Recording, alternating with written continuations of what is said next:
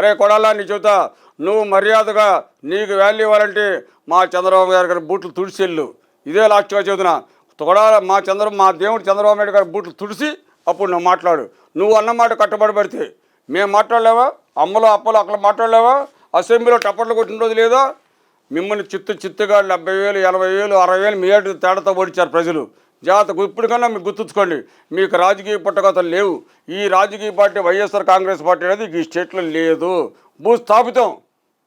జగన్మోహన్ రెడ్డి గారు భూ సర్వే అనేది ఒకటి ప్రవేశపెట్టారండి. దాన్ని రీసర్వేగా దాన్ని కేంద్రీకృతం చేసి మన ప్రజల్ని అప్రమత్తం చేయటం కోసం అల్లకొల్లను సృష్టించారండి. దాన్ని రీసర్వే చెల్లుబాటు కాదని చెప్పేసి చంద్రబాబు నాయుడు గారు ఈ మధ్య దాన్ని ప్రకటించడం జరిగిందండి.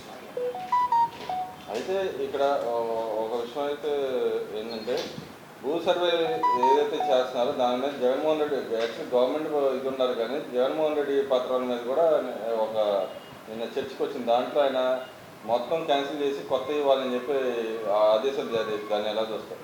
ఒక భూ సర్వే సర్టిఫికేట్ల మీదే కదండి జగన్మోహన్ రెడ్డి గారి బొమ్మ ఉంది. ఇంతకుముందు రేషన్ కార్డుల మీద, భూ సర్వే రాళ్ల మీద ఎక్కడైతే ప్రచారం, అన్ని ప్రచారంలో జగన్మోహన్ రెడ్డి గారి బొమ్మ వేసుకున్న దాన్ని ప్రచారం చేసుకున్నారు. అందువల్ల ఆ బొమ్మ జగన్మోహన్ రెడ్డి గారి బొమ్మ తీసేసి గవర్నమెంట్ లోగో వేయటానికి చంద్రబాబు నాయుడు గారి ముందుకు వచ్చి ప్రజల్ని అప్రమత్తం చేయడం జరుగుతుంది సార్.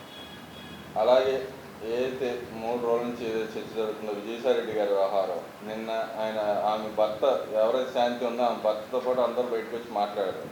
దాన్ని ఎలా చూస్తారు? ఇది పూర్తిగా వైసీపీకి సంబంధించిన కార్యక్రమం అండి. ఇది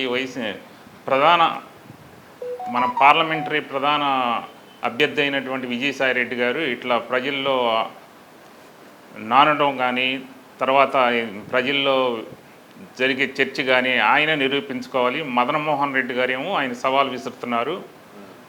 సీతా గారేమో మాకు సంబంధించి, శాంతి గారు మాకు సంబంధం లేదని చెప్తున్నారు. దీన్ని ప్రజలే చూస్తారు. దాన్ని ఆయన నిరూపించుకోవాల్సిన అవసరం ఎంతైనా ఉంది. అంటే మదన్మోహన్ గారు ఛాలెంజ్ చేశారు, డిఎన్ఏ పరీక్షకు సిద్ధమని చెప్పి అడిగారు. ఈయన విజయసాయి గారు ఇదంతా కుట్రబద్ధంగా జరుగుతుంది, నాకేం సంబంధం లేదు ఆయన మాట్లాడుతుంది. దాన్ని ఎలా జరుగుతుంది? అది వాళ్ళు కోర్టులో తీర్చుకోవాల్సిన అవసరం ఉందండి. ఎంతైనా అది వివాదాస్పదమైనటువంటి అంశం కాబట్టి ప్రజల్లో చర్చనీయాంశం జరుగుతుంది.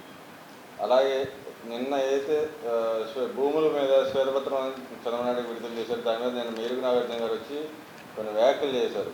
అంతకుముందు జరిగిన భూ పందేరా, భూ స్వాహా విషయాలు కూడా బహిర్గతం పరిస్థితి, దాన్ని ఎలా చూడొచ్చు అంటారు?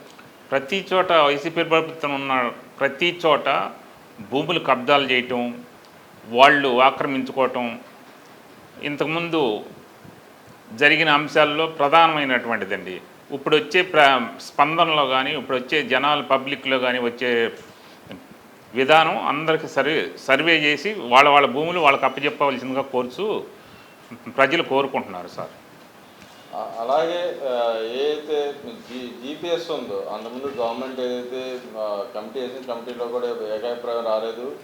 గవర్నమెంట్ దిగిపోతా గవర్నమెంట్ దిగిపోయిన తర్వాత కూడా ఎవరైతే ఆఫీసర్ ఉన్నారో ఆయన దాని మీద సైన్ చేసి గెజెట్ నోట్ విడుదల తీసుకోవటం, దాన్ని ఎలా చూడొచ్చు? ఇంతకుముందు మన జగన్మోహన్ రెడ్డి గారు సిపిఎస్ నేను వారంలో రద్దు చేస్తానన్నాడు. అంటే ఓల్డ్ పెన్షన్ స్కీమ్ తీసుకొస్తానన్నాడు. కంట్రిబ్యూషన్ పెన్షన్ స్కీమ్ వారంలో రద్దు చేసి ఓల్డ్ పెన్షన్ స్కీమ్ని చేస్తానన్నారు. వారం కాదు 5 సంవత్సరాలైనా దాన్ని చేయలేదండి. జనరల్ పెన్షన్ అని చెప్పేసి గవర్నమెంటు వైసీపీ ప్రభుత్వం చేసింది. దాన్ని అమలుపరచడంలో ఉద్యోగస్తులు కానీ, విద్యార్థులు కానీ వాళ్ళందరూ ముక్త కంఠంతో వ్యతిరేకించారండి. కానీ జీవో ఎలా వచ్చిందంటారు? ఈ జీవో సంబంధించి అధికారులు దాన్ని నాయకులను కనుక్కోకుండా, ఉద్యోగస్తులను కనుక్కోకుండా గవర్నమెంట్ ఇష్టానుసారంగా జీవో ఇవ్వటం వలన ఉద్యోగస్తుల్లో వ్యతిరేకత భావం